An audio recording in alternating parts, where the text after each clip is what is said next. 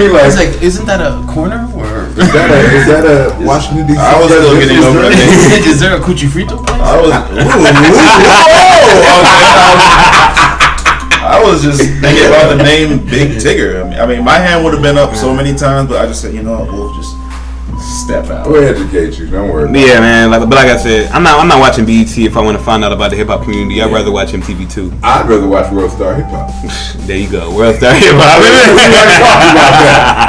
Yeah, but you know, I'm concerned about BET because it's supposed to be black entertainment television, and the problem is the majority of the shows on there don't entertain black.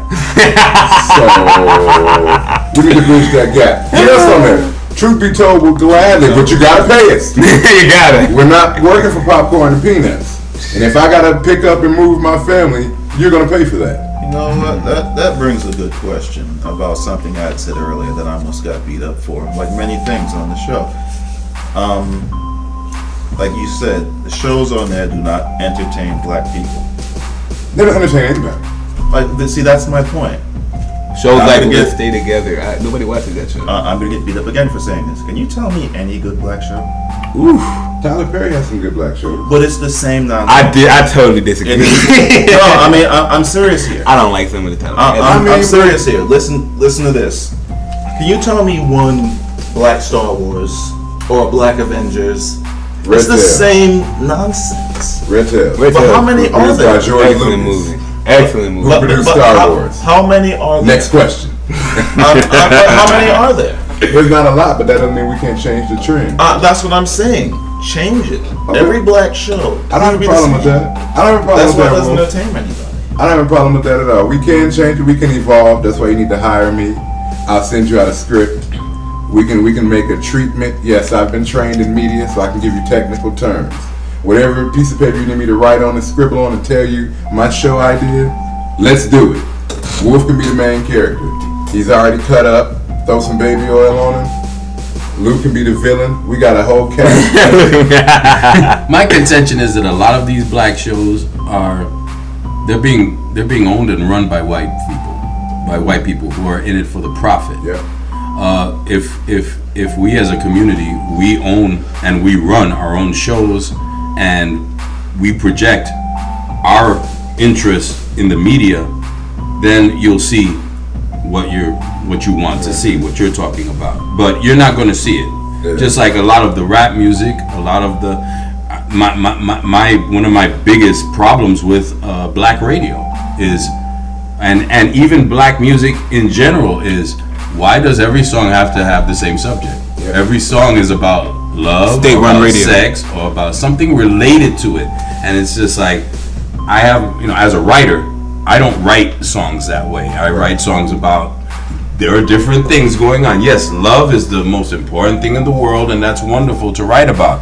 But if all I had to listen to was love songs, I wouldn't listen to music because I'm not. I'm saying, look at the way the black community is today. Why do we pride ourselves on the shoes we wear? Why do we pride ourselves on the money in our pocket? Why aren't other things, motivate? Why aren't there other qualities and values that black people should have? Because on the radio, what these people are hearing is, I got the car, I got the girl, I got the I got the drugs. Yeah. I run the game. But I've actually gotten away from that because I can give you a great example.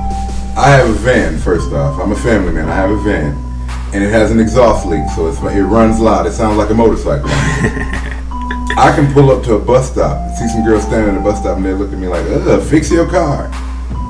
You on the bus? It doesn't bother me that my car is loud because outside of that, it runs fine. Mm-hmm. Outside of it being loud, mechanically, my car is fine. Mm-hmm. Okay, I get that, but people, you'd be surprised the cut eyes I get from people walking or people riding the bus. And let's go off what you were saying about we value the wrong things. Oh yeah, the wrong things are valued, so that's a big issue in our community. I mean, I came back home from school, man. Like I saw one of my homeboys. The first thing that we talk about, the new J's that came out. The new J's that came out. This is the first thing we're talking Jordan about. Jordan hasn't played in how many years? Please, thank you, Mr. Blue. The new Jordan sneaker line. When does that become Jay? Jay, that's the nickname. That's the slang term. That's the nickname. Michael, you don't want to say, yo, you seen those new Michael Jordan shoes? You seen those new J's? It's a lot simpler. It's a lot simpler. You want to cut it down to make it simpler. That's what people do. They cut Nobody wants to say his whole name to describe a product. You know what J's are. J's are Jordan. it. We don't know what what. a J is. Well, we just I'm thinking played Dr. it. J. He's that. I wouldn't be mad at you.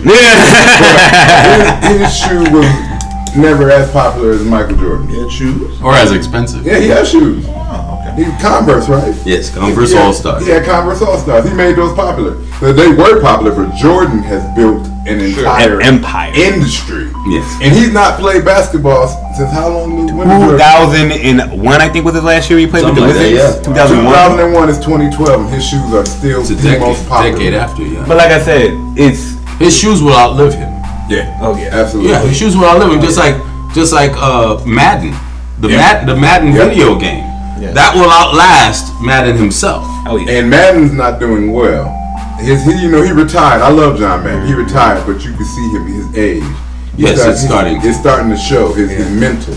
He's not as quick as he used to be, and you can see life is starting to wear on John Madden. Oh, but man, as yeah. Lou said, I bought John Madden since it came out every year. My first John Madden, 1999. Yeah. Right? Like I got my PlayStation 2, and all I got is my Madden games and a few NBA Lives sprinkled in it. But even now, every year I still buy Madden. That's one game, and I'm not even a gamer, but it's certain games, Madden I'm buying every year because I am a football fanatic. And on that game, I cannot be beat. So every year, Challenge people. oh yeah. I wish one of you pansies would try to challenge me in Madden. see, I love Madden. Don't get me wrong. I'm over 2K guy. If you want to bring the 2K, I I'm will gonna pound you in 2K as well. 2K, every year, I buy Madden and 2K. Every year. If I don't buy any other games, See, we were just talking about black people having their values in the wrong things. We put in our values in video games. oh, but I put so much 2K. other stuff before that. Oh yeah, And that's but see, there are a lot of people who don't though. There are a lot of people who go out and they'll get their new 2K before they go buy their child, the books they need or a brand new book or something. I'm the guy that gets mad like 3 months after it come out when it done dropped $20, and I just talk to everybody. And about then you get it and used. read the reviews, and I be online learning all the new tricks. So by the time I get the game, I'm familiar with it. Oh, But yeah. no, my kids come first with everything. But again, that's 2 video games a year. There's not any much more games I'm buying. People will bring games over or play it. I might rent a video game, but the only games I'm buying every year is NBA 2K and Madden. And I challenge anybody that wants some. My record is written in blood. I am out here flawless. I have been beaten. I can count on one hand how many times I've been beaten in the last 10 years. Especially in Madden. Oh my God, my brother doesn't even like to play with me anymore. Usually that's my competition, my brother, but he gets pounded now. And we're talking to you, anime man. Oh, but see, I don't play online. I play with an actual controller. I don't go and I don't click in and have a quirky handle online. Madden Lover 2012. Like, no. You come to the house. I got the PS3. We're going to turn on the surround sound so you can hear it when you hit the ground. Anybody that wants something in Madden or NBA 2K, I'm out here. Come see me. Truth be told. Damn it. When someone ends on a damn it, you know it's hard. Serious. I take pride in that, man. People are like, why don't you do those Madden tournaments and all that stuff? I don't got time for that. They got to travel to do that shit. It's too much work. I don't got the time for that. But if you want to come to the house, You want to put that dub on the I'm the guy that beat up Mike Tyson in jail. And everybody heard the story. That's me. You want to lose a Madden, I'll beat you and nobody got to find out about it. You just know. Like, damn it. You remember when Mike Tyson went to jail? Oh, yes. And he got beat up and Well, nobody they went to jail. ever seen it. But the story was huge. Like Mike Tyson went to jail and got beat up. That's me. I'm that dude. I made a movie off of that. Didn't Yeah. What, Undisputed? Yeah. Yeah. I'm that dude. I'm the dude that beats up Mike Tyson and nobody knows about it. Nobody knows my name, but I know. I know. Oh Lord. So we're getting towards the end of our show, and I would be remiss if we did not get into Lou's rant, because Lou told me days ago, he said, you want Lou's rant? I got one. And if Lou says that, he means that shit. I'm finally get started on this logo Why you waiting on the logo, Wolf? because it hasn't rented yet. Oh my God. Ladies and gentlemen, if you have Wolf do something, send him out the directions, give him a due date. Because we have been waiting on Wolf for this logo, and his excuse is Lou has not lived up to his logo's caricature. Well, you can't do a logo if it doesn't fit the characters. Yes, you can. No, that's misleading. We are building the image. We are building the brand. We dictate what we want people to think about us. So in order to do that, you start early with the logo, and they might not get it now, but guess what? They'll get it later. You don't want to do it after we've branded him. You want it to go along with the product. Come on, man. It didn't go, Mr. Luke. Well, with that, let me start by saying that I feel very strongly about this Desmond Hatchett situation, and it's bigger than just the fact that he has 30 children and 11 women. I think it's a problem in our community. It's an epidemic, frankly. And I had to write it down because I had to get all my thoughts on paper in order to say, to get out what I want to say. And forgive me if some of it doesn't sound as impulsive or as off the cuff as our normal shows are. So with that, all I have to say is that this man is a menace, and the women who continue to get pregnant by him are as guilty as he is.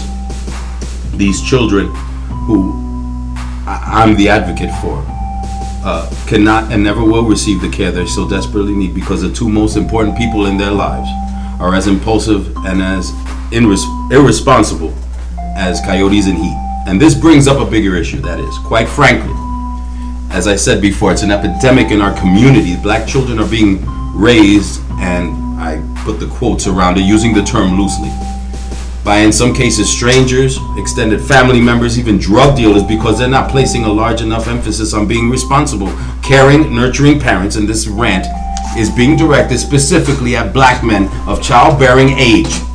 These boys and girls are being raised to a large extent by women. As any child who's had both their mother and their father actively involved in their lives will tell you, both are essential in the raising of our young people. I don't want to hear the sob stories about not having a dad, my brothers. My grandfather was an absentee father, and my father, his son, broke that cycle. As I've told my children, specifically my sons, I honored my father every day by being the best dad I can be. It's the least I can do, and I expect no less from my sons or my daughters. Now, how can I make someone who has a child care about the child's welfare? That's a good question. The only response that's anywhere close to an answer lies in our communities. We have to fight this malaise together to have a chance to turn the tides. Education is key. Caring for your neighbor's welfare. Disregarding the attitude that's become prevalent where children are treated as if they are disposable pieces of trash. And those of us who choose to shrug our shoulders and turn away have to be held accountable also. When we do so, we're giving up on the future doctors, lawyers, scientists, teachers, police, business people, etc., who can raise our communities out of the cesspool that remains the hood. Let's stop celebrating and accepting this nonsense and embrace working together to change it. Divide and conquer is a strategy where one power breaks another power into smaller, more manageable pieces and then takes control of those pieces one by one. My contention is this strategy has historically been applied to divide our community. You know who they are. We fear each other. We abandon our children, and we lose out in the end. More black men die every day and every year at the hands of their fellow black men.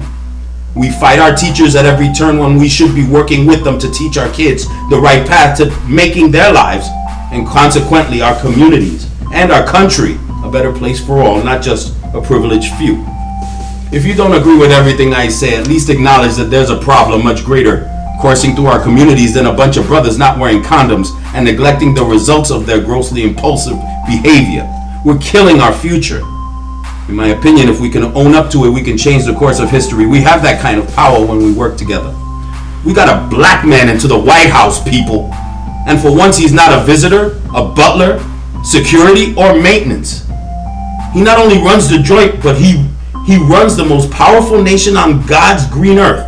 And by the way, his dad wasn't around, but he broke the cycle. President Lincoln said, "A house divided against itself cannot stand." Our community is the house. It's in shambles, and consequently our children are homeless. We have the ability to rebuild our house, make it stronger, sturdier, sleeker, more modern, will only benefit from it in the end. Our children are watching.